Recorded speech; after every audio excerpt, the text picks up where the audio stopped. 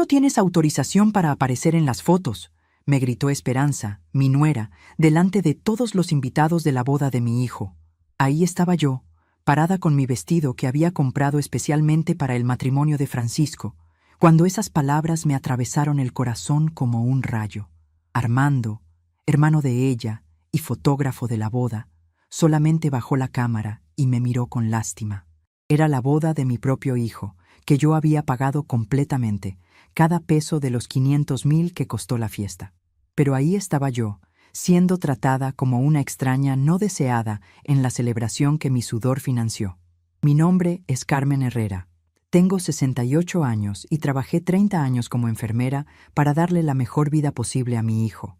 Después de que mi esposo partió hace 3 años, vendí nuestra casa más grande y me mudé a un departamento más pequeño, usando todo el dinero de la venta para garantizar que Francisco tuviera la boda de ensueño que Esperanza tanto quería. Siempre he sido del tipo que prefiere dar antes que recibir, que evita las peleas y que cree que el amor familiar supera cualquier desacuerdo. Pero en ese momento, viendo a los otros invitados susurrando y mirándome con pena, me di cuenta de que mi generosidad se había convertido en mi mayor debilidad. «Mamá, por favor, no compliques las cosas», me susurró Francisco al oído, sin mirarme a los ojos. «Esperanza está nerviosa con la boda, ¿tú entiendes?» ¿Entender? ¿Cómo podría entender que mi propia familia me tratara como un estorbo en el día que debería ser de celebración? Miré alrededor y vi a mi nietecita Guadalupe haciéndome señas tímidamente desde lejos, siendo rápidamente jalada por Esperanza hacia el otro lado del salón. Fue en ese instante que sentí algo quebrarse dentro de mí. No era solamente mi corazón, era mi paciencia infinita. Pero lo que ellos no sabían era que esa humillación pública había plantado una semilla que crecería en silencio, y que todo estaba a punto de cambiar para siempre. El salón de fiestas, Los Rosales, brillaba con las luces doradas que yo había escogido personalmente.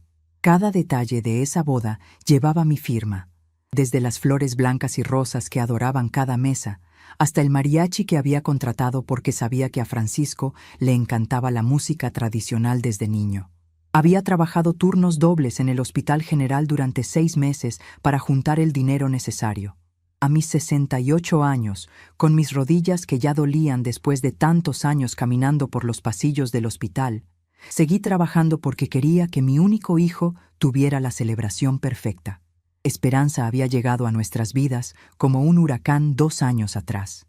Alta, delgada, con esos ojos verdes que hipnotizaron a Francisco desde el primer momento. Yo traté de ser la suegra perfecta, la que nunca se mete, la que siempre apoya. Cuando ella quiso que la boda fuera en el salón más caro de la ciudad, yo asentí. Cuando pidió que el vestido fuera importado desde Guadalajara, yo abrí mi cartera. Cuando exigió que la luna de miel fuera en Cancún por 2 semanas, yo saqué los últimos pesos de mis ahorros. «Doña Carmen, usted es un ángel», me decía Esperanza cuando necesitaba dinero. No sé qué haríamos sin su apoyo. Pero esas palabras dulces se convertían en hielo cuando no estaba pidiendo algo. En las reuniones familiares me ignoraba. En las conversaciones hablaba como si yo no estuviera presente. Y Francisco, mi hijo que había criado con tanto amor, simplemente se hacía el desentendido. El día de la boda había comenzado temprano para mí. Me levanté a las 5 de la mañana para ir a la peluquería. Quería verme perfecta para el gran día de mi hijo. Rosa, la estilista que me conocía desde hace años, me había hecho un peinado elegante y me había maquillado con cariño especial. «Se ve hermosa, doña Carmen. Su hijo va a estar muy orgulloso», me había dicho mientras me miraba en el espejo. Llegué al salón 2 horas antes de la ceremonia para supervisar los últimos detalles. Todo tenía que estar perfecto. Revisé que las mesas estuvieran bien acomodadas, que las flores estuvieran frescas, que el sonido funcionara correctamente. Era mi regalo para Francisco. Pero más que eso, era mi manera de demostrarle cuánto lo amaba. Los invitados comenzaron a llegar y yo me sentía orgullosa viendo sus caras de admiración. «¡Qué boda tan elegante!», escuchaba por todos lados. «Se nota que no escatimaron en gastos». Y tenían razón, no había escatimado. Había gastado hasta el último peso que tenía, Incluso había pedido un préstamo pequeño en el banco para cubrir los gastos finales. Esperanza llegó como una princesa, radiante en su vestido blanco que costó más de lo que yo ganaba en 3 meses. Su familia la rodeaba, tomándose fotos constantemente. Yo me mantuve a una distancia respetuosa, esperando mi turno para felicitar a la novia. Pero ese turno nunca llegó. Francisco se veía guapo en su traje negro. Cuando era niño, siempre decía que su boda sería el día más feliz de su vida y que yo estaría a su lado en cada momento. «Mamá, usted va a ser la madrina de honor», me había prometido cuando tenía 12 años. Pero ahora, a los 35, parecía haber olvidado esa promesa. La ceremonia fue hermosa.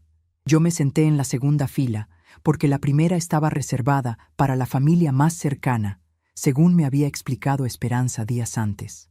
Lloré de emoción viendo a mi hijo decir sus votos, recordando al bebé que había criado sola después de que su papá nos abandonara cuando Francisco tenía apenas 5 años.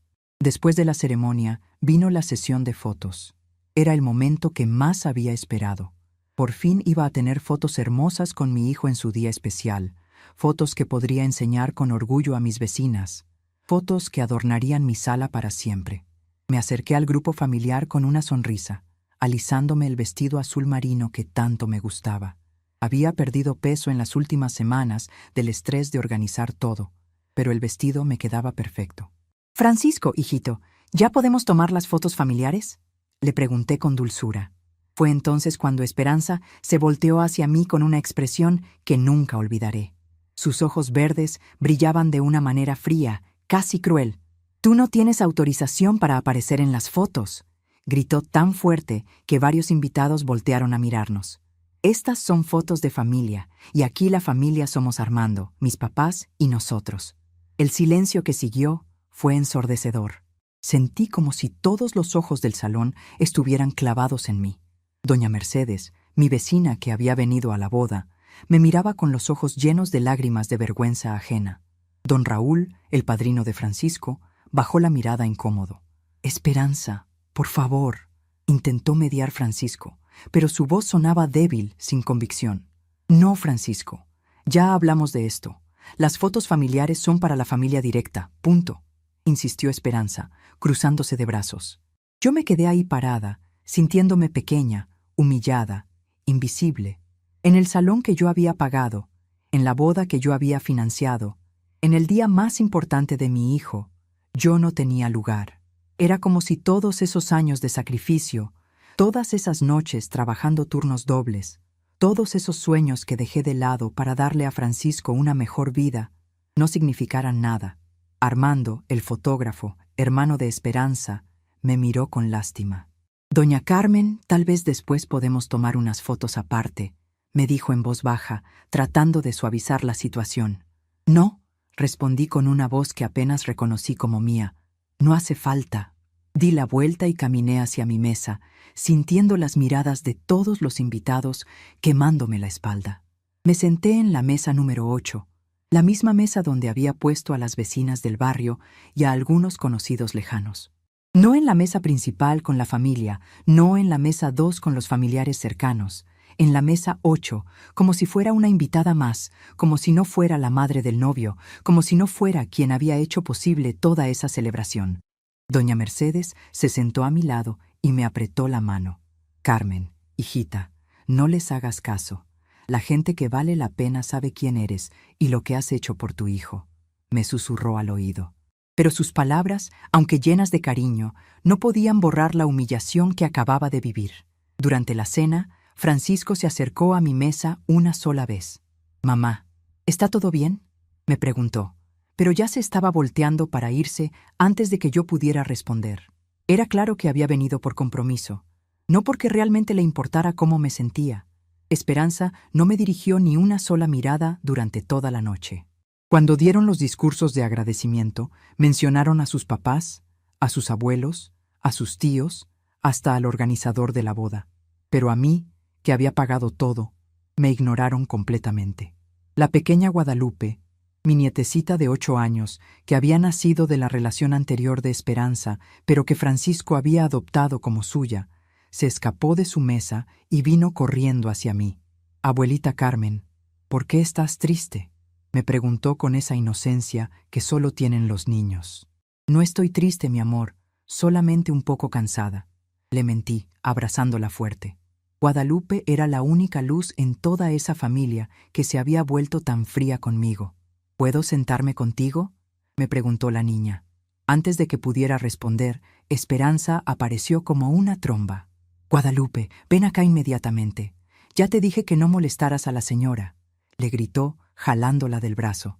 «Señora», me había llamado señora, no abuelita, no Carmen, señora, como si fuera una extraña.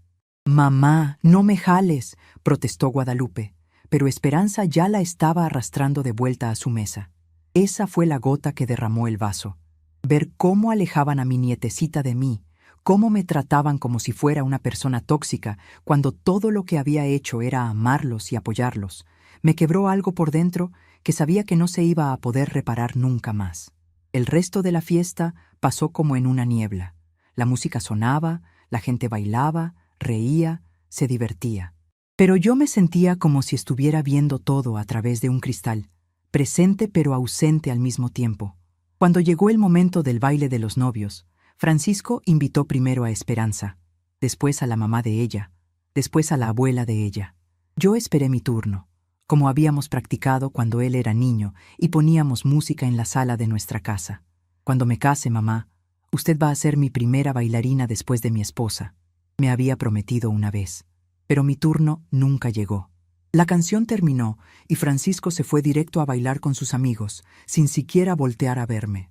A las 11 de la noche decidí irme. No podía soportar ni un minuto más de esa humillación. Me levanté de mi mesa, tomé mi bolsa y caminé hacia la salida sin despedirme de nadie. Si no me querían en las fotos, si no me querían en los bailes, si no me querían en los discursos, entonces tampoco me tendrían en su despedida. «¿Ya se va, doña Carmen?», me preguntó Miguel, el mesero que me conocía del trabajo, porque yo había trabajado en eventos del hospital y él a veces era el encargado del servicio. «Sí, Miguel, ya cumplí con mi parte», le respondí, y esas palabras tenían más significado del que él podía imaginar. Caminé hacia la parada del autobús con mis zapatos nuevos que ya me dolían, con mi vestido azul que ya no me parecía tan bonito, con mi corazón que se sentía como si le hubieran arrancado pedazos. El aire fresco de la noche me golpeó la cara y por primera vez en todo el día pude respirar tranquila. En el autobús de regreso a casa, miré por la ventana las luces de la ciudad y me di cuenta de algo que me asustó y me liberó al mismo tiempo. Ya no estaba dispuesta a seguir siendo invisible en mi propia vida. Ya no estaba dispuesta a seguir pidiendo migajas de cariño a personas que me veían como un estorbo. Llegué a mi departamento a las 12 de la noche. Me quité el vestido azul y lo colgué en el closet, sabiendo que probablemente nunca más lo volvería a usar. Me senté en mi cama, todavía con el maquillaje puesto, y lloré como no había llorado desde el funeral de mi esposo. Pero entre esas lágrimas había algo diferente, algo que no había sentido en mucho tiempo, una chispa de dignidad que comenzaba a encenderse otra vez. Era pequeñita, apenas perceptible, pero estaba ahí, y esa chispa me decía que las cosas no podían seguir así para siempre. Esa noche, antes de quedarme dormida, tomé una decisión que cambiaría todo. No iba a seguir viviendo para complacer a personas que no me valoraban. No sabía exactamente qué iba a hacer, pero sabía que algo tenía que cambiar. Y mientras me quedaba dormida, una idea comenzó a formarse en mi mente. Una idea que crecería en silencio durante las próximas semanas hasta convertirse en la decisión más importante de mi vida. Porque a veces, cuando te humillan tanto, cuando te hacen sentir tan pequeña, lo único que puedes hacer es levantarte y demostrar que vales mucho más de lo que ellos creen. Y yo estaba a punto de descubrir exactamente cuánto valía. La semana siguiente a la boda pasó como una eternidad de silencio. Francisco no me llamó ni una sola vez, ni para preguntarme si había llegado bien a casa, ni para agradecerme por la fiesta, ni siquiera para disculparse por lo que había pasado.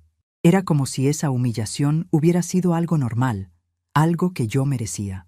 El lunes por la mañana, cuando me levanté y vi mi teléfono sin mensajes, sentí una punzada en el pecho que me acompañaría durante todos esos días de abandono.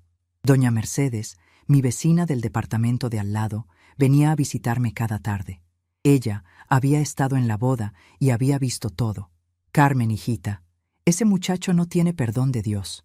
Después de todo lo que tú has hecho por él, me decía mientras tomábamos café en mi pequeña cocina. Pero yo siempre la defendía.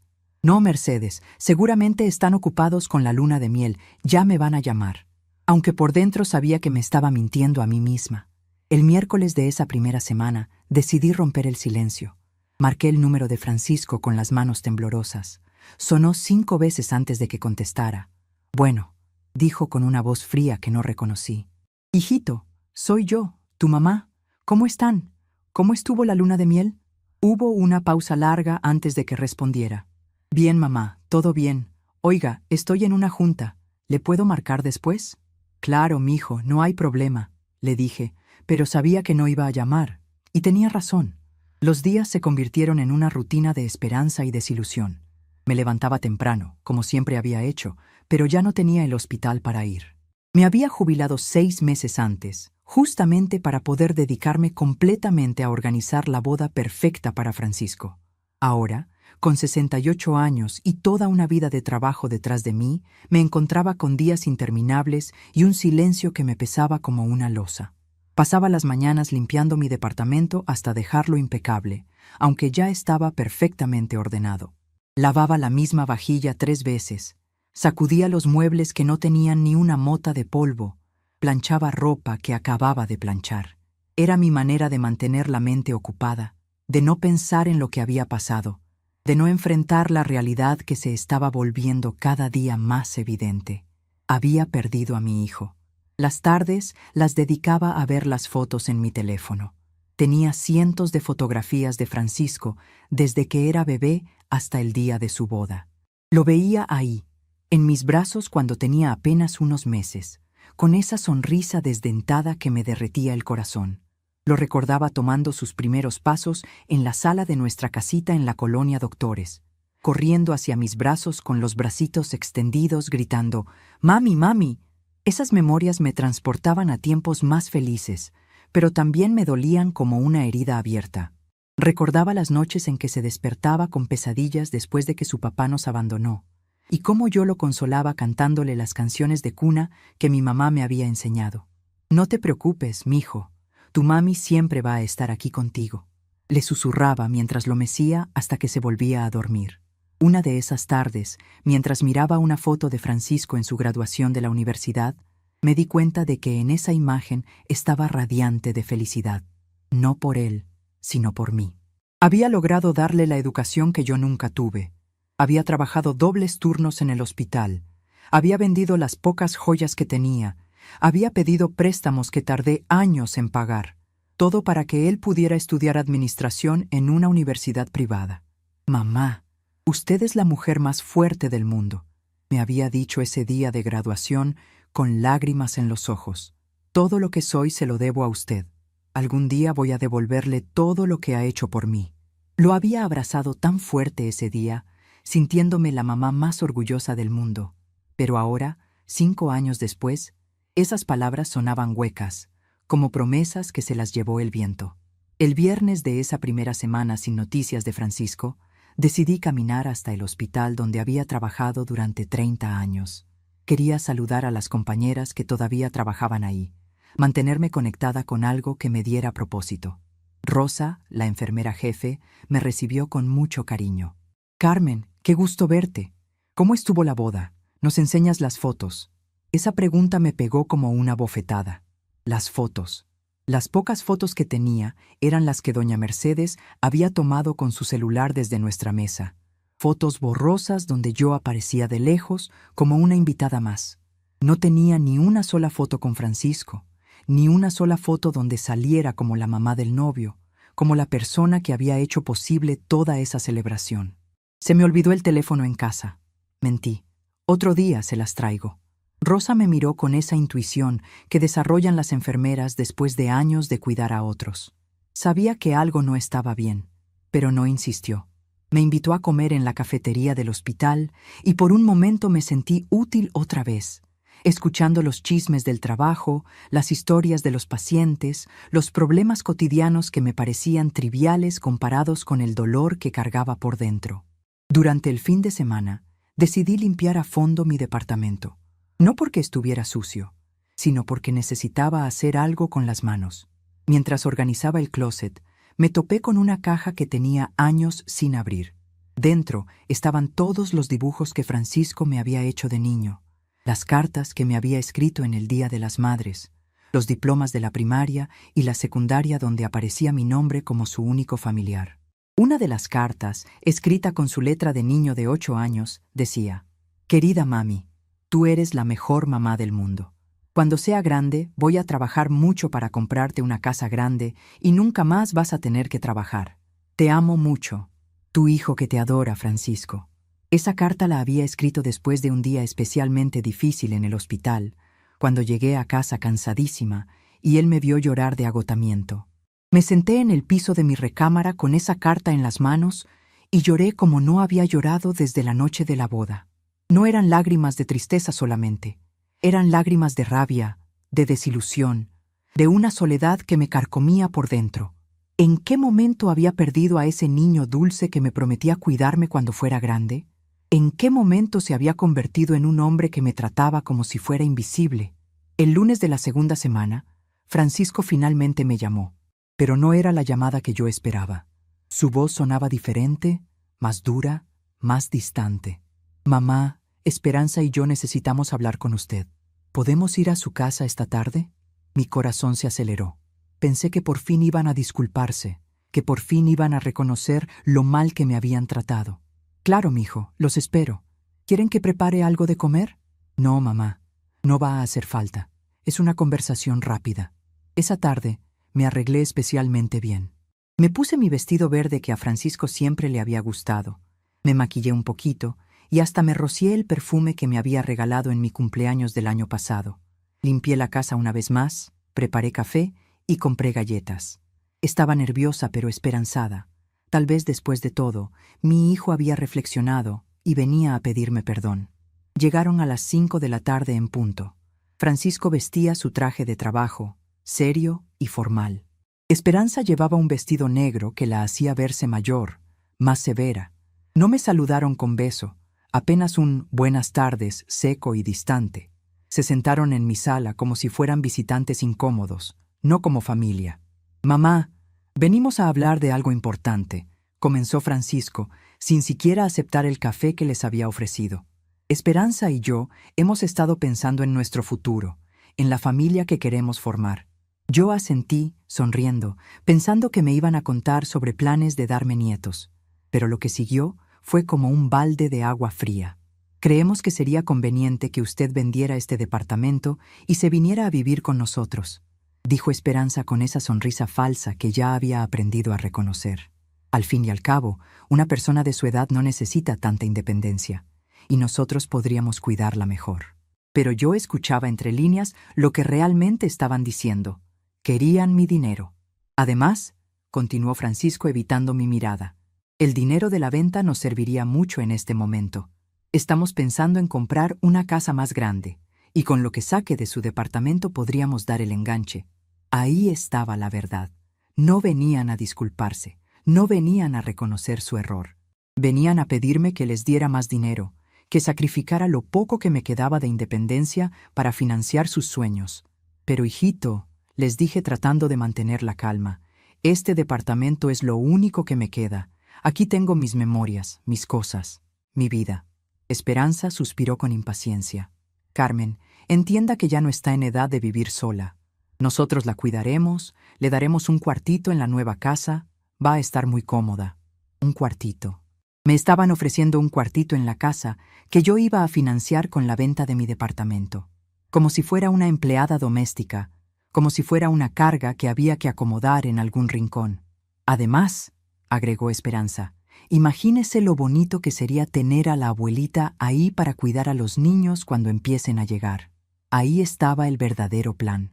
No solo querían mi dinero y mi departamento, también querían que fuera su niñera gratuita, que vendiera mi hogar para financiar el suyo y que además trabajara gratis cuidando a los hijos que vinieran. Todo a cambio de un cuartito y las migajas de cariño que quisieran darme. Necesitamos una respuesta pronto, mamá, dijo Francisco, consultando su reloj como si tuviera prisa por irse. Queremos empezar a ver casas la próxima semana. Era increíble. No me estaban pidiendo, me estaban presionando.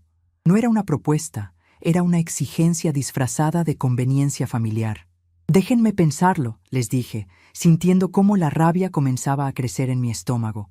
Es una decisión muy grande. Esperanza suspiró con fastidio.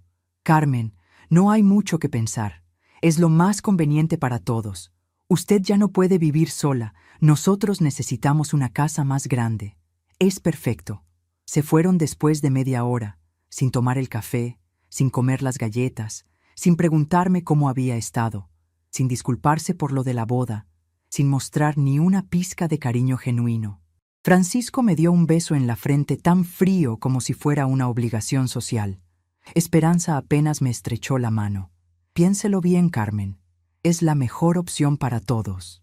Después de que se fueron, me quedé sentada en mi sala por horas. La rabia que había sentido durante su visita se convirtió en una tristeza profunda que me dolía hasta los huesos. ¿Así me veían? ¿Como una vieja que ya no servía para nada más que para ser una fuente de dinero y trabajo gratuito? ¿Todo mi amor, todos mis sacrificios se reducían a esto? Esa noche no pude dormir. Me quedé despierta pensando en todas las veces que había puesto las necesidades de Francisco antes que las mías. Recordé cuando tenía 15 años y quería irse de viaje con sus amigos de la escuela. Yo no tenía el dinero, pero trabajé turnos extra durante 2 meses para poder dárselo. Recordé cuando se quería comprar su primera computadora y yo vendí mi cadena de oro, la única joya valiosa que tenía, para comprársela. Recordé todas las novias que había tenido antes de Esperanza y cómo yo siempre trataba de ser la suegra perfecta con cada una. Les cocinaba sus platillos favoritos cuando venían a la casa. Les compraba regalitos en sus cumpleaños. Las trataba como si fueran mis propias hijas. Pero ninguna de ellas duró, y cada vez que Francisco terminaba con alguna, yo era quien lo consolaba, quien lo escuchaba llorar, quien lo animaba a seguir adelante. Cuando conoció a Esperanza, yo hice lo mismo. Traté de quererla, de aceptarla, de hacer que se sintiera bienvenida en nuestra familia. Pero desde el principio sentí que había algo diferente en ella, algo frío y calculador que me ponía nerviosa. La manera en que miraba mi departamento cuando venía de visita, como si estuviera evaluando el valor de mis cosas. La manera en que hablaba del futuro, siempre incluyendo planes que requerían dinero que yo tendría que proporcionar. Y Francisco había cambiado desde que estaba con ella. Antes me llamaba todos los días, pasaba a verme los fines de semana, me contaba sobre su trabajo, sus sueños, sus preocupaciones. Pero poco a poco, las llamadas se fueron espaciando. Las visitas se hicieron menos frecuentes. Las conversaciones se volvieron más superficiales. La mañana siguiente me levanté con una claridad que me sorprendió. Mientras tomaba mi café en la pequeña mesa de mi cocina, mirando por la ventana hacia el patio del edificio donde crecía un árbol de bugambilias que había visto florecer durante los 5 años que llevaba viviendo ahí, me di cuenta de algo importante. No estaba dispuesta a sacrificar lo poco que me quedaba por personas que me veían como un medio para conseguir lo que querían. Ese miércoles, Francisco me volvió a llamar. Esta vez no preguntó cómo estaba, fue directo al grano. «Mamá, ¿ya pensó en lo que hablamos? Esperanza y yo vimos una casa que nos gustó mucho, pero necesitamos saber cuánto va a sacar de su departamento para saber si nos alcanza». Era increíble. No me preguntaba si quería vender. Me preguntaba cuánto iba a conseguir por la venta, como si ya fuera un hecho decidido. «Francisco», le dije con una calma que me sorprendió a mí misma, «no voy a vender mi departamento». El silencio del otro lado de la línea fue largo. «¿Cómo dice, mamá? Que no voy a vender. Este es mi hogar y aquí me voy a quedar». Su respuesta me partió el corazón. «Pero mamá, usted nos prometió que nos iba a ayudar. Nosotros ya hicimos planes basados en eso». Promesa. Me hablaba de promesas cuando él había roto todas las que me había hecho desde niño. Yo nunca prometí nada, Francisco. Ustedes llegaron aquí y me dijeron lo que tenía que hacer, pero nunca me preguntaron lo que yo quería. Su voz se endureció. Mamá, no sea egoísta. Nosotros somos jóvenes, Tenemos toda una vida por delante. Usted ya vivió su vida. Ya vivió su vida. Esas palabras me dolieron más que cualquier golpe físico. A los 68 años, según mi hijo, mi vida ya había terminado. Solo me quedaba ser útil para financiar la vida de otros, para cuidar niños ajenos, para ocupar un cuartito en una casa que yo misma habría pagado. Francisco, le dije con una voz que no reconocí como mía, voy a colgar. Cuando estés listo para hablarme como tu madre y no como tu banco personal, me llamas. Y colgué. Por primera vez en mi vida, le colgué el teléfono a mi hijo. Los días que siguieron fueron de un silencio diferente. No era el silencio de la espera, era el silencio de la decisión. Había algo cambiando dentro de mí, algo que había estado dormido durante años y que finalmente estaba despertando.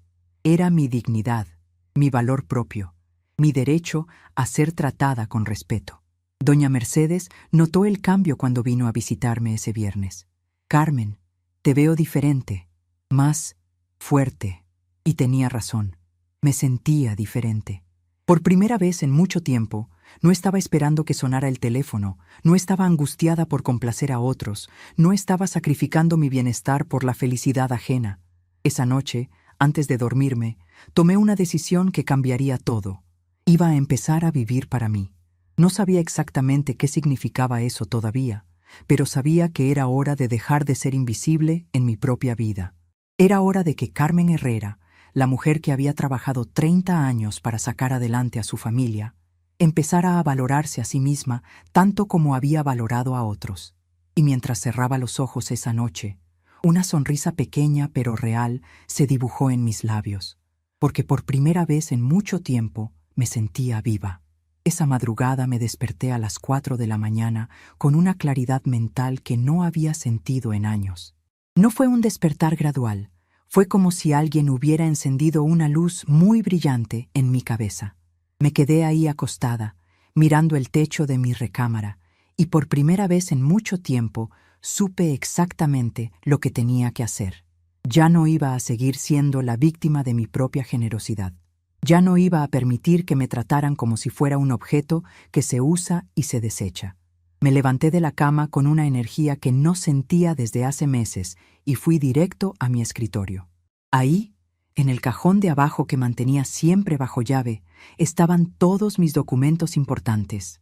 La escritura de mi departamento, los comprobantes de mi cuenta de ahorros donde tenía 350,000 pesos que había juntado trabajando toda mi vida, y sobre todo el testamento que había hecho 3 años atrás cuando murió mi esposo. En ese testamento, Francisco era mi único heredero de todo. El departamento, los ahorros, las pocas joyas que me quedaban y algo que él no sabía que existía. Una pequeña casa en Cuernavaca que había heredado de mi mamá hace 5 años. Esa casita la había mantenido en secreto, rentándola a una familia de maestros jubilados que me pagaban muy bien y que cuidaban la propiedad como si fuera suya. Pero esa madrugada, mirando esos papeles que representaban toda una vida de trabajo y sacrificio, me di cuenta de que tenía poder. Tenía más poder del que Francisco y Esperanza imaginaban. Y era hora de usarlo, no para lastimar, sino para protegerme y recuperar mi dignidad. A las 6 de la mañana ya estaba vestida y lista para salir. Desayuné tranquila, viendo las noticias en la televisión, y a las 8 en punto tomé un taxi hacia el centro de la ciudad. Tenía 3 paradas muy importantes que hacer ese día, y cada una de ellas cambiaría mi vida para siempre. La primera parada fue en el bufete del licenciado Héctor Ramírez, un abogado que me había recomendado doña Mercedes. Su oficina estaba en un edificio viejo pero elegante cerca del Zócalo. El licenciado era un hombre de unos 50 años, con canas en las sienes y una mirada amable pero seria. Cuando le expliqué mi situación, me escuchó sin interrumpirme ni una sola vez. «Doña Carmen», me dijo cuando terminé de contarle todo, ¿está usted completamente segura de lo que quiere hacer? Las decisiones familiares pueden revertirse con tiempo y diálogo. Su preocupación era genuina, y se lo agradecí. «Licenciado», le respondí con una firmeza que me sorprendió a mí misma. «Tengo más certeza de esto que de cualquier otra cosa en mi vida. Quiero cambiar mi testamento completamente». Le expliqué que quería dejar todo a 3 instituciones de caridad. un orfanato que cuidaba niños abandonados, un asilo para ancianos desamparados y una fundación que daba becas a mujeres de bajos recursos para estudiar enfermería. Quiero que mi dinero ayude a personas que realmente lo necesitan y lo van a valorar, le dije. El licenciado asintió y comenzamos a trabajar en el nuevo documento. El proceso tomó toda la mañana. Cada párrafo del Nuevo Testamento lo revisamos 3 veces. Cada beneficiario lo especificamos claramente. Francisco no aparecía mencionado ni una sola vez en el nuevo documento. Era como si hubiera decidido nacer de nuevo, sin la carga de un hijo ingrato que me veía solo como una fuente de dinero. «Doña Carmen», me dijo el licenciado mientras firmaba los últimos papeles, «este testamento queda registrado hoy mismo. Si algo le llegara a pasar, sus deseos se cumplirán al pie de la letra». Le agradecí su profesionalismo y discreción. Era el primer paso de mi nueva vida. La segunda parada fue en el banco. Necesitaba hacer varios cambios importantes en mis cuentas. Primero, cancelé la cuenta mancomunada que tenía con Francisco. Era una cuenta que habíamos abierto hace 5 años para emergencias, donde yo depositaba 2,000 pesos cada mes por si él necesitaba algo urgente. En esa cuenta había acumulado 25,000 pesos a lo largo de los años. «Señora Herrera», me dijo la ejecutiva del banco, «¿está segura de que quiere cerrar esta cuenta? Su hijo tendría que firmar también». «No», le respondí con calma. «Revise bien los papeles. La cuenta está a mi nombre. Él solo tiene acceso como beneficiario. Tengo derecho a cerrarla cuando quiera». Después de revisar los documentos, la ejecutiva confirmó que tenía razón. Transferí esos 25,000 pesos a una nueva cuenta que abrí ese mismo día, una cuenta donde solo yo tenía acceso. También cambié todas mis claves y contraseñas. Francisco ya no podría revisar mis movimientos bancarios, ya no sabría cuánto dinero tenía, ya no podría planear su futuro basado en mi patrimonio. Pero eso no era todo. Le pedí a la ejecutiva que me ayudara a configurar una transferencia automática mensual a las 3 instituciones de caridad que había puesto en mi testamento. A partir de ese día, 1,000 pesos mensuales irían directo a cada una de ellas. Era mi manera de empezar a ayudar desde ya, sin esperar a morirme. La tercera parada fue la más dolorosa emocionalmente, pero también la más liberadora. Fui a la joyería donde había empeñado mis últimas piezas de valor para pagar parte de la boda de Francisco. Tenía 1 mes para desempeñarlas, y ese día se cumplía exactamente 3 semanas desde que las había dejado ahí. Las joyas eran pocas pero muy significativas. Mi anillo de bodas, una cadena de oro que había sido de mi mamá y unos aretes de perlas que mi esposo me había regalado en nuestro 20º aniversario. Las había empeñado por 30,000 pesos, dinero que había usado para pagar al mariachi y las flores de la boda. «¿Viene a recuperar sus joyas, señora Herrera?», me preguntó don Miguel, el dueño de la joyería que ya me conocía de años anteriores. «No», le respondí con una tranquilidad que me sorprendió. «Vengo a venderlas». Su cara se llenó de sorpresa. «¿Está segura? Son piezas muy bonitas, de mucho valor sentimental». «Precisamente por eso», le expliqué, «ya no quiero cargar con recuerdos que me duelen. Es hora de seguir adelante».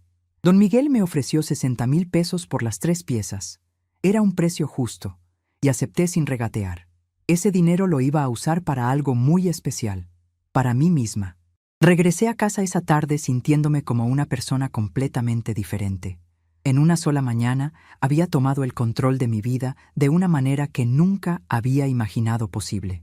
Había protegido mi patrimonio, había asegurado que mi legado fuera para personas que lo merecían, y me había liberado de objetos que me ataban al pasado. Pero lo más importante era la sensación de libertad que sentía. Por primera vez en décadas, no tenía que consultar mis decisiones con nadie. No tenía que preocuparme por cómo iban a reaccionar otros a mis elecciones.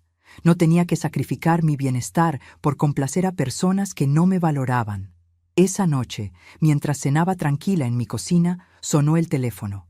Era Francisco. Su voz sonaba diferente, más desesperada. «Mamá, ¿podemos hablar? Esperanza y yo necesitamos saber si ya decidió sobre lo del departamento.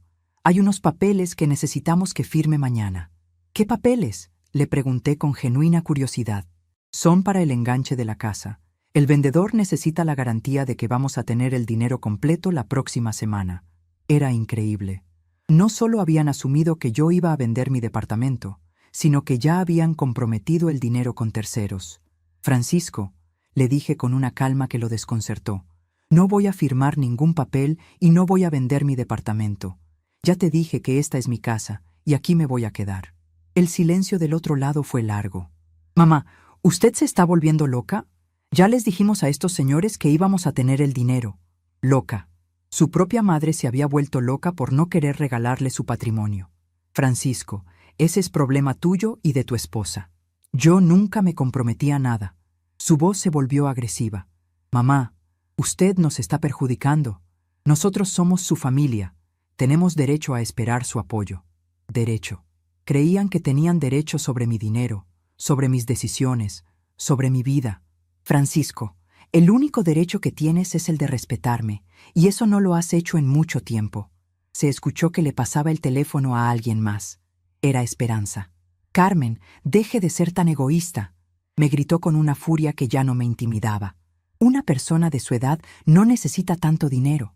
Nosotros somos jóvenes, nosotros sí podemos aprovechar esa oportunidad. Era fascinante escuchar su verdadera opinión sobre mí. Según ella, por ser mayor, no tenía derecho a mi propio patrimonio. Esperanza, le dije con una serenidad que la exasperó más. Mi edad es precisamente la razón por la que necesito más mi dinero. Ya no tengo tiempo de recuperar lo que pierda. Ella gritó algo más que no alcancé a entender antes de que Francisco volviera a tomar el teléfono. Mamá, mañana vamos a ir a su casa y vamos a hablar esto como debe ser, me dijo con un tono amenazante que nunca le había escuchado. No hay nada que hablar, Francisco. Mi decisión está tomada. Veremos si está tomada cuando lleguemos, me gritó antes de colgar. Después de esa llamada, me di cuenta de que tenía que acelerar mis planes. Al día siguiente sería viernes, y probablemente Francisco y Esperanza iban a venir con más presión, tal vez hasta con papeles legales o amenazas. Tenía que estar preparada. Esa noche no pude dormir, pero no era por ansiedad o miedo, era por emoción. Era como si después de años de estar dormida, finalmente hubiera despertado. Me levanté varias veces a revisar los papeles del testamento nuevo, a contar el dinero que había guardado en una caja fuerte pequeña que tenía en mi closet, a planear lo que iba a hacer después. A las 5 de la mañana del viernes ya estaba despierta y lista para actuar. Tenía 4 llamadas muy importantes que hacer antes de que Francisco y Esperanza aparecieran en mi casa. La primera llamada fue a la administración del edificio donde vivía. Les pedí que cambiaran la cerradura de mi departamento ese mismo día. Señora Herrera, ¿hay algún problema de seguridad?, me preguntó el administrador. Sí, le respondí sin mentir. Necesito asegurarme de que solo las personas autorizadas puedan entrar a mi casa. La segunda llamada fue a doña Mercedes. Le pedí que fuera testigo de algo muy importante que iba a pasar ese día. Ella, que me conocía tan bien, entendió inmediatamente que algo grande estaba cambiando en mi vida. Carmen, cuenta conmigo para lo que necesites, me dijo con esa lealtad que solo dan las verdaderas amigas. La tercera llamada fue al licenciado Héctor Ramírez. Le pedí que preparara una carta legal donde quedara claro que yo no tenía ninguna obligación económica con mi hijo y que cualquier presión o amenaza para conseguir mi dinero constituía un delito. Doña Carmen, ¿está recibiendo amenazas?, me preguntó preocupado. Todavía no, licenciado, pero quiero estar preparada. La cuarta llamada fue la más difícil emocionalmente. Llamé a la escuela de Guadalupe, mi nietecita. Pedí hablar con la directora y le expliqué que a partir de ese día yo no estaría disponible para recoger a la niña o para cualquier emergencia relacionada con ella. Era doloroso separarme de la única persona inocente en toda esa familia, pero sabía que era necesario para protegerme. A las 9 de la mañana, el cerrajero ya estaba cambiando mi chapa. A las 10, doña Mercedes estaba en mi sala tomando café y esperando a que se desarrollaran los acontecimientos. A las 11, el licenciado Ramírez me entregó la carta legal que había pedido. A las 12, estaba lista para lo que viniera. Francisco y Esperanza llegaron a la 1 de la tarde, como habían amenazado. Los escuché tocar el timbre insistentemente. Después escuché a Francisco gritar mi nombre desde el pasillo. Doña Mercedes y yo nos quedamos en silencio, esperando. «¡Mamá! ¡Abra la puerta! ¡Sabemos que está ahí!, gritaba Francisco. Después escuché que trataba de meter su llave en la cerradura. El ruido de la llave que no entraba, el forcejeo, los intentos desesperados. ¡Carmen! ¡Abra inmediatamente!, gritaba Esperanza. Después de 10 minutos de gritos y forcejeos, Francisco tocó el timbre de doña Mercedes. Ella abrió su puerta y él le preguntó por mí. ¿Ha visto a mi mamá? No abre la puerta y su llave no funciona. Doña Mercedes, que había sido enfermera como yo y sabía manejar situaciones difíciles, le respondió con calma. Francisco, tu mamá está bien, pero no quiere recibir visitas hoy. Ella no puede negarme la entrada a su casa, gritó él. Soy su hijo, tengo derecho. Doña Mercedes le respondió con una firmeza que me llenó de orgullo. Francisco, el único derecho que tienes es el que ella quiera darte. Y obviamente, hoy no quiere darte ninguno. Después de media hora de gritos, amenazas y forcejeos, se fueron. Pero sabía que iban a regresar. Por eso había preparado mi siguiente movimiento. Esa misma tarde iba a desaparecer de sus vidas para siempre. A las 3 de la tarde, cuando estuve segura de que se habían ido, llamé a un taxi. Tenía 2 maletas listas con lo más importante: ropa, documentos, algunos recuerdos que realmente valoraba y el dinero que había guardado en efectivo. Doña Mercedes me ayudó a bajarlas. ¿A dónde vas, Carmen?, me preguntó con lágrimas en los ojos. A empezar una nueva vida, Mercedes. A un lugar donde pueda ser feliz sin tener que pedir permiso a nadie. Le di un abrazo largo y le prometí que le iba a escribir cuando estuviera instalada. En el taxi, mientras veía por la ventana el edificio donde había vivido 5 años, sentí una mezcla de nostalgia y liberación. Estaba dejando atrás una vida de sacrificios no valorados, de amor no correspondido, de generosidad mal interpretada. Pero también estaba dejando atrás los últimos vestigios de la mujer que había sido, la madre abnegada, la víctima silenciosa, la persona que vivía para complacer a otros. El taxi me llevó directo a la central de autobuses del sur. Mi destino era Cuernavaca, a la casita que había heredado de mi mamá y que Francisco no sabía que existía. Era una casa pequeña pero hermosa, con un jardín lleno de flores y una vista preciosa a las montañas. La familia que la rentaba se había mudado la semana anterior, así que llegaba en el momento perfecto para empezar mi nueva vida. Durante el viaje en autobús, que duró casi 2 horas, no sentí ni un momento de arrepentimiento. Al contrario, mientras veía el paisaje cambiar de la ciudad al campo, sentía como si estuviera renaciendo. A los 68 años, por primera vez en mi vida, iba a vivir solo para mí. Cuando llegué a Cuernavaca y tomé el taxi local hacia mi nueva casa, el sol estaba empezando a ponerse. La casita se veía exactamente como la recordaba: blanca, con ventanas azules, rodeada de bugambilias moradas que le daban un aspecto mágico. Era pequeña, pero perfecta. Tenía 2 recámaras, una sala comedor, una cocina equipada y, lo más hermoso de todo, una terraza con vista a las montañas donde podría tomar mi café todas las mañanas. Esa primera noche en mi nueva casa, mientras desempacaba mis cosas en la recámara principal, encontré una nota que había dejado la familia que rentaba la casa. Decía: Señora Carmen, muchas gracias por ser una casera tan buena con nosotros. Esta casa tiene muy buena energía. Esperamos que sea muy feliz aquí. Buena energía. Era exactamente lo que necesitaba. Me acosté esa noche en mi nueva cama, escuchando los sonidos del campo, respirando el aire fresco de la montaña, y por primera vez en años me sentí completamente en paz. Había tomado el control de mi vida. Había protegido mi patrimonio de personas que no lo merecían. Había puesto límites que nunca había puesto antes. Y lo más importante, había empezado a valorarme a mí misma tanto como siempre había valorado a otros.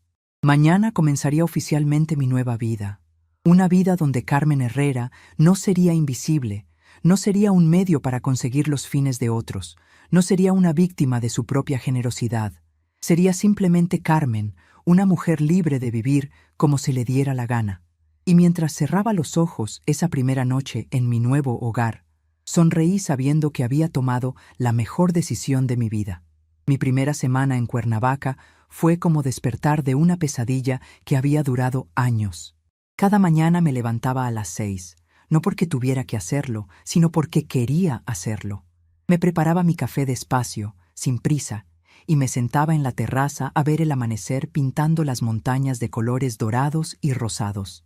Era una vista que nunca me cansaba de admirar, tan diferente del cemento gris que había sido mi panorama durante años en la Ciudad de México. La casa de mi mamá era perfecta para empezar una nueva vida. Pequeña pero acogedora, con 2 recámaras, una cocina amplia con ventanas que daban al jardín y esa terraza maravillosa que se había convertido en mi lugar favorito del mundo. El jardín tenía bugambilias moradas, rosas, un pequeño árbol de limones y algunas macetas con hierbas que la familia anterior había dejado y que yo comencé a cuidar con cariño. Los vecinos eran amables, pero respetuosos. Doña Esperanza, una señora de 75 años que vivía en la casa de al lado, fue la primera en venir a presentarse. «Qué alegría que alguien viva otra vez en la casa de doña Soledad», me dijo refiriéndose a mi mamá. Ella siempre hablaba con tanto cariño de su hija Carmen. Era reconfortante saber que mi mamá había hablado de mí con orgullo a sus vecinos, algo que mi propio hijo no había hecho jamás. Don Rafael, que vivía en la esquina y tenía un puesto de flores en el mercado, me regaló un ramo de claveles rojos el segundo día. «Para que adorne su nueva casa, señora Carmen. Las flores siempre traen buena suerte». Era increíble cómo extraños me trataban con más consideración y cariño que mi propia familia. Pasaba las mañanas arreglando la casa, no porque estuviera sucia, sino porque quería que se sintiera mía. Moví algunos muebles, colgué mis pocas fotografías en las paredes, organicé mi ropa en el closet de la recámara principal. Era la primera vez en mi vida que podía decorar un espacio completamente a mi gusto, sin tener que consultar a nadie, sin tener que considerar las preferencias de otros. Las tardes las dedicaba a caminar por el centro de Cuernavaca. Era una ciudad hermosa, llena de historia, con calles empedradas y edificios coloniales. Me inscribí en la biblioteca municipal, compré plantas para el jardín, exploré el mercado donde encontré frutas y verduras más frescas y baratas que en la capital. Era como si hubiera descubierto un mundo nuevo, un mundo donde podía existir sin tener que justificar cada decisión. Pero la paz no duró mucho. El viernes de mi primera semana en Cuernavaca, mientras regaba las plantas en el jardín, escuché que alguien tocaba el portón con insistencia. Al principio pensé que era algún vendedor ambulante, pero los golpes se hicieron más fuertes y desesperados. «Carmen, sabemos que está ahí. Abra inmediatamente». Era la voz de Esperanza, mi nuera. El corazón se me aceleró, pero no de miedo, sino de molestia.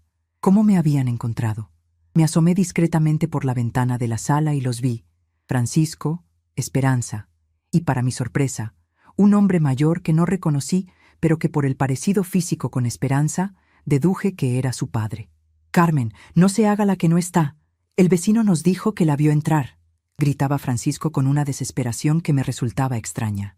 En todos los años que lo conocía, nunca lo había visto tan alterado por querer verme. Decidí no abrir.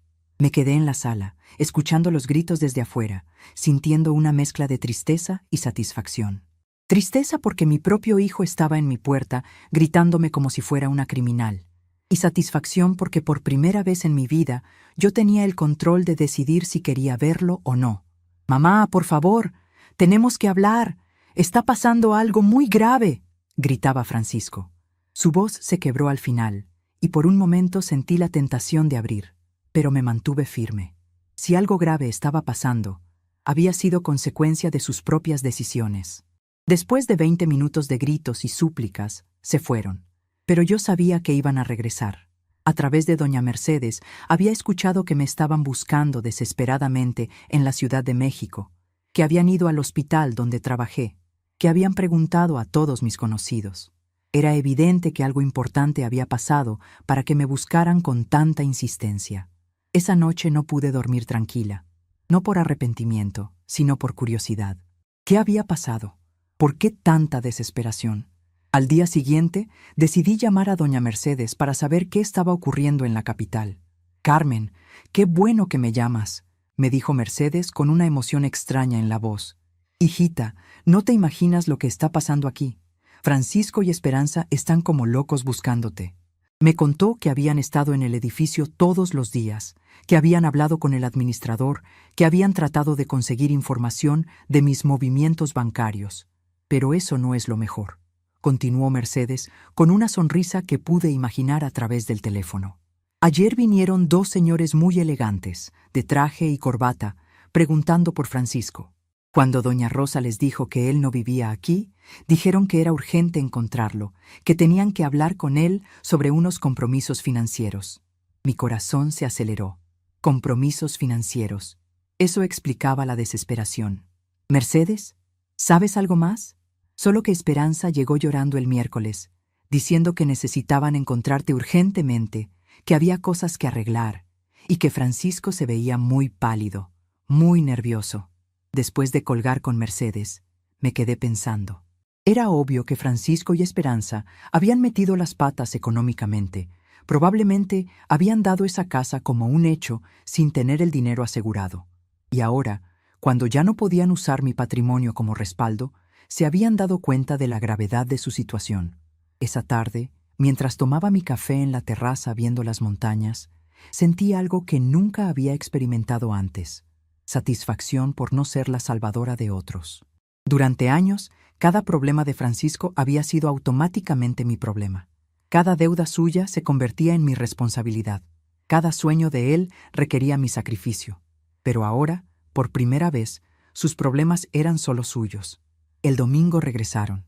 Esta vez venían con Guadalupe, mi nietecita. Esa fue una jugada sucia que me dolió más de lo que quería admitir. La escuchaba llorar del otro lado del portón. «Abuelita Carmen, soy yo, Guadalupe. Por favor, abre. Te extraño mucho». Esa vez casi cedí. El llanto de la niña me partía el corazón. Pero entonces escuché a Esperanza susurrarle a la pequeña: «Llora más fuerte, Guadalupe. Dile que la extrañas, que quieres verla». Era una manipulación cruel. Usar a una niña inocente para chantajearme emocionalmente. «¡Carmen!», gritó el hombre mayor que había venido con ellos. «Soy Armando Oliveira, el papá de Esperanza. Necesitamos hablar urgentemente. Es sobre el futuro de la familia, sobre Guadalupe». Desde la ventana vi cómo Francisco cargaba a la niña que lloraba, cómo Esperanza se veía desesperada y desaliñada, muy diferente de la mujer arrogante y controladora que conocía. El papá de Esperanza se veía serio y preocupado. Era evidente que la situación era grave, pero no abrí. En cambio, esperé a que se fueran y llamé a doña Mercedes otra vez. «Mercedes, necesito que averigües exactamente qué está pasando. Habla con doña Rosa, con don Patricio del primer piso, con quien puedas. Necesito saber la verdad antes de tomar cualquier decisión». Mercedes era una investigadora nata. Al día siguiente me llamó con información completa. «Carmen, la cosa está muy fea. Parece que Francisco y Esperanza no solo se comprometieron con la casa, sino que pidieron varios préstamos usando tu departamento como garantía. Le dijeron a los bancos que tú ibas a vender y que tenían tu autorización». Se me heló la sangre. ¿Cómo pudieron hacer eso sin mi firma? Al parecer, falsificaron algunos documentos. Mercedes me explicó que habían usado copias de mi identificación y de las escrituras del departamento para tramitar preautorizaciones de crédito. Los bancos ya se dieron cuenta del fraude y están exigiendo el pago inmediato o van a proceder legalmente. La magnitud de lo que habían hecho me dejó sin palabras. No solo me habían mentido y manipulado, sino que habían cometido delitos usando mi identidad. «Mercedes, ¿sabes de cuánto dinero estamos hablando?» Doña Rosa escuchó que eran más de 500,000 pesos en total. 500,000 pesos. Casi el doble de lo que tenía en mi cuenta de ahorros. Si yo hubiera seguido en la Ciudad de México, si hubiera cedido a sus presiones, probablemente habría perdido no solo mi departamento, sino que habría quedado endeudada de por vida. Esa noche, sentada en mi terraza bajo las estrellas, me di cuenta de algo muy importante. Mi intuición me había salvado. Algo en mi subconsciente había sabido que Francisco y Esperanza eran capaces de llegar a esos extremos, y por eso había actuado tan decisivamente para protegerme. El miércoles de la segunda semana recibí una visita inesperada. Era el licenciado Héctor Ramírez, mi abogado de la Ciudad de México. Había manejado hasta Cuernavaca para verme personalmente. «Doña Carmen», me dijo mientras tomábamos café en mi sala, «vengo a informarle que su hijo y su nuera están en problemas legales serios.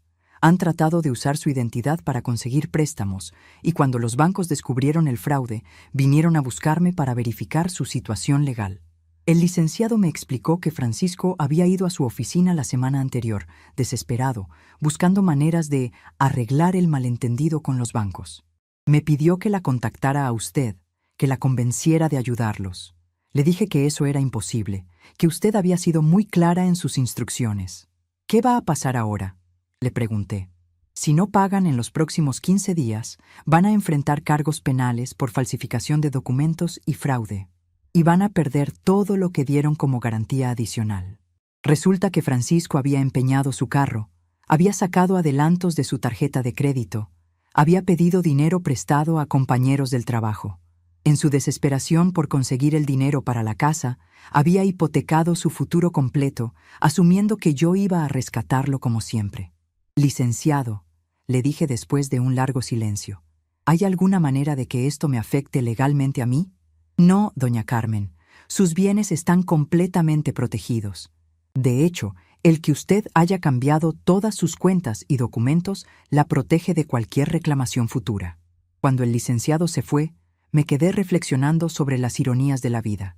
Francisco había pasado toda su vida adulta viendo mi dinero como suyo, planeando su futuro basado en mi herencia, tratándome como si fuera un medio para conseguir sus fines. Y ahora, cuando más me necesitaba, yo había desaparecido de su vida completamente. El jueves recibieron una nueva visita. Esta vez vinieron todos: Francisco, Esperanza, el papá de ella y hasta la mamá de Esperanza, una señora mayor que parecía tan desesperada como el resto. Trajeron a Guadalupe otra vez, pero esta vez la niña no lloraba. Se veía confundida y asustada. Los escuché desde la ventana de mi recámara. Francisco hablaba con una voz que nunca le había oído, una voz rota, suplicante. «Mamá, sé que está ahí. Por favor, le pido perdón por todo. Sé que me porté mal, sé que la lastimé. Pero por favor, ayúdenos esta última vez. No es por nosotros, es por Guadalupe. La niña no tiene la culpa de nuestros errores». Esperanza también habló, y para mi sorpresa, su tono era completamente diferente al que siempre había usado conmigo. «Carmen, me disculpo por todo lo que le hice. Sé que la traté mal, sé que fui injusta, pero por favor, por el amor que le tiene a Francisco, ayúdenos a salir de esto». El papá de Esperanza tomó la palabra. «Señora Carmen, entiendo su molestia. Mi hija me contó algunas cosas que hicieron y no está bien, pero estos muchachos pueden ir a la cárcel si no resuelven esto pronto. Usted es una mujer de buen corazón, no puede permitir que eso pase». Era increíble. Ahora que necesitaban mi ayuda, todos reconocían que me habían tratado mal. Ahora que su futuro dependía de mi generosidad, todos recordaban lo buena persona que era. Pero cuando me humillaron en la boda, cuando me exigieron que vendiera mi casa, cuando me trataron como si fuera invisible, nadie pensó en mi buen corazón. Después de casi una hora de súplicas, Francisco gritó con desesperación: «Mamá, sé que me está escuchando. Le prometo que si nos ayuda esta vez, nunca más le vamos a faltar al respeto. Vamos a cambiar, vamos a ser la familia que usted se merece». Promesas. Las mismas promesas que había escuchado durante años. Las mismas palabras que había oído cada vez que necesitaban algo. Pero cuando tenían lo que querían, las promesas se olvidaban y todo volvía a ser igual. Esa noche, después de que se fueron, tomé la decisión más difícil de mi nueva vida. Llamé al licenciado Ramírez y le pedí que preparara una carta dirigida a Francisco. En esa carta escribí mi respuesta final. «Francisco, he recibido tu mensaje y el de tu familia. Entiendo que están en problemas, pero esos problemas son consecuencia de decisiones que tomaron sin consultarme, usando mi nombre, sin mi autorización, asumiendo que mi dinero era suyo. Durante años fui tu salvavidas financiera. Cada vez que tenías problemas, yo aparecía con dinero. Cada vez que querías algo, yo sacrificaba algo mío para dártelo. Pero también durante años me trataste como si fuera invisible, como si mi única función fuera financiar tu vida. La humillación que viví en tu boda fue la gota que derramó el vaso. Que me expulsaran de las fotos del evento que yo pagué completamente fue el momento en que me di cuenta de que ya no podía seguir siendo tu víctima. No voy a ayudarte esta vez, ni nunca más. Mi dinero ahora tiene un destino diferente. Va a ir a personas que realmente lo necesitan y lo van a valorar. Has tenido toda tu vida para demostrarme que me amas y me respetas, pero solo me buscas cuando necesitas dinero. Eso no es amor, es conveniencia. Espero que esta experiencia les enseñe a ti y a Esperanza que las acciones tienen consecuencias y que no pueden vivir asumiendo que otros van a rescatarlos de sus errores. Carmen Herrera. El licenciado entregó la carta personalmente el viernes. Mercedes me contó que Francisco se puso a llorar en el pasillo del edificio después de leerla, que Esperanza tuvo que cargarlo casi hasta el carro, pero yo no sentí lástima. Sentí alivio. Había cerrado oficialmente ese capítulo de mi vida donde era la madre sacrificada que todo lo daba y nada recibía a cambio. La semana siguiente supe por Mercedes que Francisco y Esperanza habían tenido que vender el carro, empeñar todo lo que tenían de valor y que los papás de Esperanza habían hipotecado su casa para ayudarlos a pagar parte de las deudas, pero que aún así no les alcanzaba y que probablemente iban a enfrentar procesos legales. También supe que Francisco había perdido su trabajo. Al parecer, cuando sus compañeros se enteraron de que les había pedido dinero prestado para un fraude, la empresa decidió despedirlo para proteger su reputación. Carmen, me dijo Mercedes por teléfono. Francisco se ve muy mal. Está muy flaco, muy pálido. Esperanza también. Guadalupe está viviendo temporalmente con los abuelos paternos porque Francisco y Esperanza tuvieron que dejar el departamento que rentaban. Era triste escuchar eso, especialmente lo de Guadalupe. La niña era inocente y no merecía sufrir por los errores de los adultos. Pero también me di cuenta de que si yo hubiera seguido rescatándolos, ellos nunca habrían aprendido la lección. Siempre habrían seguido asumiendo que podían tomar decisiones irresponsables porque yo estaría ahí para salvarlos. Un mes después de mudarme a Cuernavaca, había encontrado mi ritmo de vida perfecto. Me levantaba temprano para ver el amanecer, desayunaba tranquila, cuidaba mi jardín, leía en las tardes, cocinaba lo que me gustaba, me acostaba temprano escuchando el silencio de la noche. Los fines de semana exploraba pueblos cercanos. Tenía dinero suficiente para viajar, para comprar lo que quería, para disfrutar pequeños lujos que nunca me había permitido cuando todo mi dinero se iba en emergencias de Francisco. Doña Esperanza, mi vecina, se había convertido en una amiga querida. Tomábamos café juntas los martes y jueves, intercambiábamos recetas, me contaba historias de Cuernavaca. Don Rafael me regalaba flores cada semana y me había enseñado a cuidar plantas que nunca había tenido. Por primera vez en mi vida, tenía una rutina que me hacía feliz, amistades que valoraban mi compañía sin esperar nada a cambio, y una paz mental que no sabía que era posible. Francisco nunca más volvió a buscarme. Supongo que finalmente entendió que había perdido para siempre a la madre que lo salvaba de todo, y yo había ganado para siempre la vida que merecía.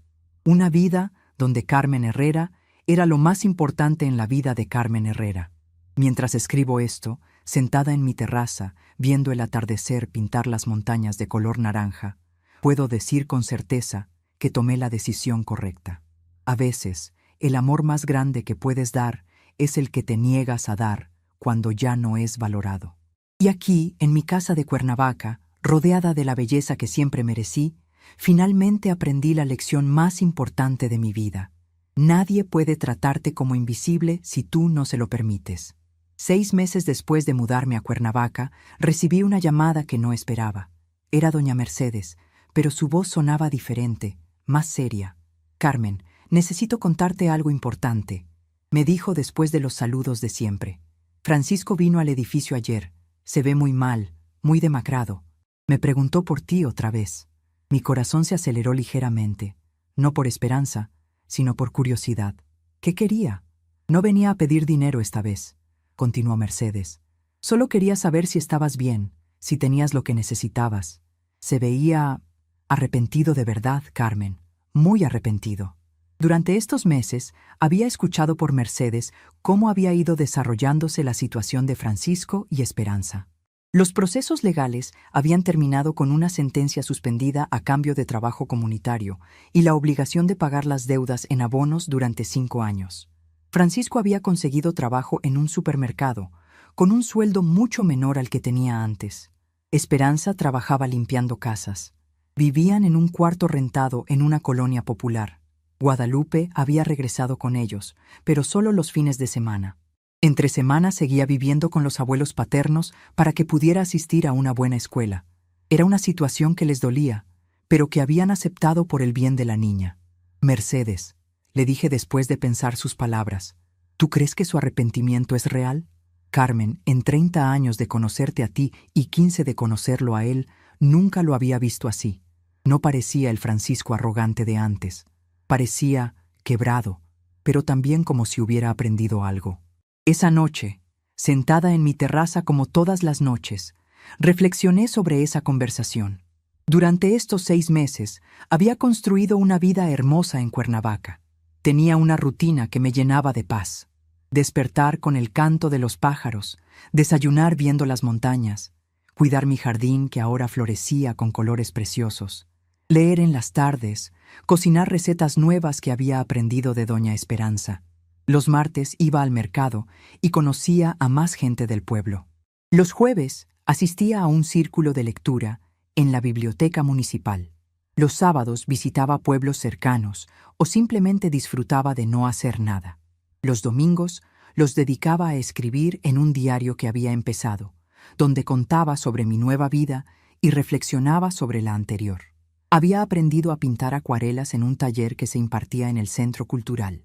Mis primeras obras eran torpes, pero había algo profundamente sanador en mezclar colores en el papel, en crear algo bello con mis propias manos. Mi pintura favorita era una vista de las montañas desde mi terraza al amanecer, con las bugambilias en primer plano. También había adoptado una gata callejera que apareció en mi jardín durante mi segundo mes aquí. La llamé Esperanza, como mi vecina, porque llegó justo cuando más necesitaba compañía silenciosa. Era una gata pequeña, blanca con manchas grises, que se había convertido en mi sombra. Me acompañaba mientras cuidaba las plantas, se acurrucaba en mi regazo mientras leía, dormía a los pies de mi cama. Económicamente, estaba mejor que nunca. Sin tener que mantener a Francisco y sus emergencias constantes, mi dinero rendía perfectamente. Podía darme pequeños lujos, comprar libros nuevos, probar restaurantes, viajar ocasionalmente, comprar plantas hermosas para mi jardín. El dinero que antes se esfumaba rescatando a otros, ahora se quedaba conmigo, permitiéndome vivir con dignidad y comodidad. Pero más importante que la estabilidad económica era la paz emocional que había encontrado. Ya no vivía con el teléfono en la mano esperando llamadas urgentes. Ya no me despertaba preocupada por los problemas de otros. Ya no sacrificaba mis gustos y necesidades por complacer a personas que no valoraban mis sacrificios. Una semana después de la llamada de Mercedes, mientras regaba las plantas en la mañana, escuché que tocaban suavemente el portón. No eran los golpes desesperados de antes, sino un toque respetuoso, casi tímido. Me asomé por la ventana y vi a Francisco, pero no reconocí al hombre que estaba ahí. Estaba mucho más delgado, llevaba ropa sencilla y limpia pero claramente usada. Su postura era diferente, menos arrogante, más humilde. Traía en las manos un ramo pequeño de flores silvestres. «Mamá», dijo con voz suave cuando me vio en la ventana. «Sé que no quiere verme, solo vengo a pedirle perdón y a dejarle esto». Levantó el ramo de flores. «Son de Guadalupe. Ella las cortó del jardín de sus abuelos para usted». Me quedé en la ventana observándolo. No se veía como el Francisco manipulador de antes. Se veía como alguien que realmente había sufrido las consecuencias de sus actos y había aprendido de ellas. «No vengo a pedirle nada», continuó. «Solo a decirle que tenía razón en todo, que fui un mal hijo, que no valoré lo que hizo por mí, que la traté como si fuera mi obligación rescatarme siempre». Bajó la mirada antes de continuar. «Esperanza y yo estamos pagando las consecuencias de lo que hicimos. Y está bien, es justo.